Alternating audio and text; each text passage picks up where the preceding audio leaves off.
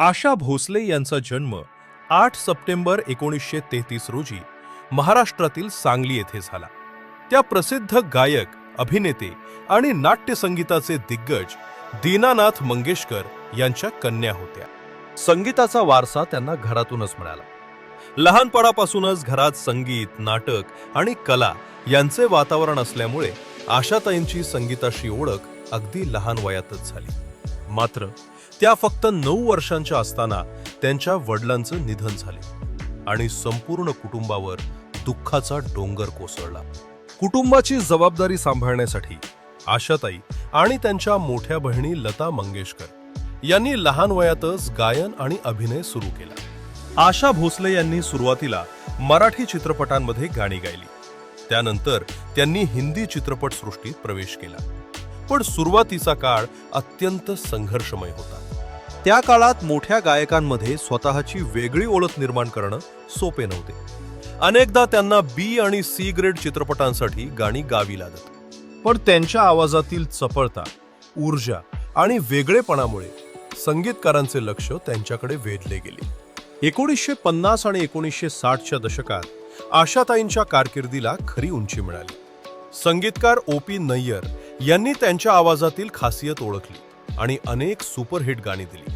आइये मेहरबान, उडे जब जब जुल्फे तेरी, जरा हौले हौले चलो मोरे साजना यासारखी गाणी प्रचंड लोकप्रिय झाली.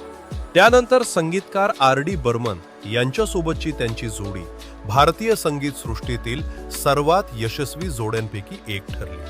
दम मारो दम, पिया तू अब तो आजा, चुरा लिया है तुमने यांसारखी गाणी आजही लोकांच्या ओठांवर आहेत. पुढे आशा भोसले आणि आर.डी. बर्मन यांनी विवाह केला.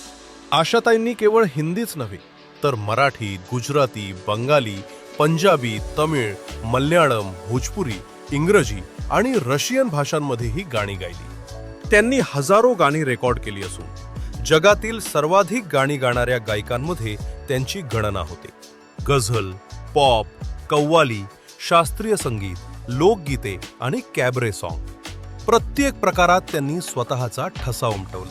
त्यांच्या गायकीमुळे त्यांना अनेक राष्ट्रीय पुरस्कार, फिल्मफेअर पुरस्कार आणि भारत सरकारचा पद्मविभूषण सारखा सन्मान मिळाला.